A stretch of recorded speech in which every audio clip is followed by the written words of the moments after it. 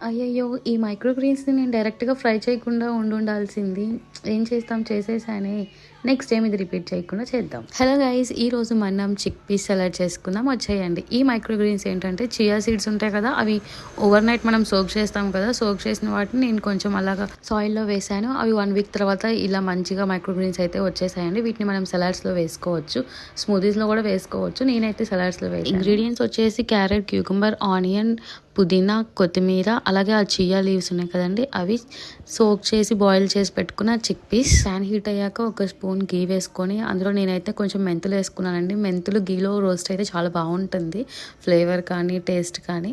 జీలకర్ర, ఆవాలు, అది పోపు ఉంటుంది కదా, అవంతా వేసుకొని నేను ఈ లీవ్స్ వేసాను ముందు. అవి వేయకుండా చేయండి మీరైతే కనుక. అది వేసిన తర్వాత నాకు ఇట్లా అయిపోతుందని తెలిసింది, ఇప్పటిదాకా తెలియలేదు. సో అది లాస్ట్లో వేయండి మీరైతే, ఫస్ట్ వేయొద్దు. శనగలు తినేటప్పుడు ఖచ్చితంగా ఇంగువ అయితే వేసుకోవాలండి, లేకపోతే మనకి బ్లోటింగ్ వచ్చేస్తుంది. మనం కట్ చేసి పెట్టుకున్నాం కదా ఆనియన్, క్యారెట్, ఇవంతా కూడా క్యూకంబర్ ఇవన్నీ వేసేసేయండి 1 బై 1. వేసిన తర్వాత కొత్తిమీర, పుదీనా ఇవి కూడా వేసుకొని మనకి టేస్ట్కి సరిపడినంత ఉప్పు, కొంచెం రెడ్ చిల్లీ పౌడర్ ఉంటుంది కదా అది, అలాగే నిమ్మకాయ రసము, ధనియా పౌడర్ ఇవన్నీ వేసేసుకొని బాగా మిక్స్ చేసుకొని మొత్తం అయిపోయిన తర్వాత ఫైనల్గా అయితే మనం చియా లీవ్స్ వేయాలండి. కానీ నేను ఫస్టే వేసాను కదా, సో దానివల్ల నా సలాడ్ ఫ్లాప్ అయిపోయింది. మీరు మాత్రం ఆ మిస్టేక్ చేయొద్దు. మన సలాడ్ అయితే రెడీ అయిపోయింది.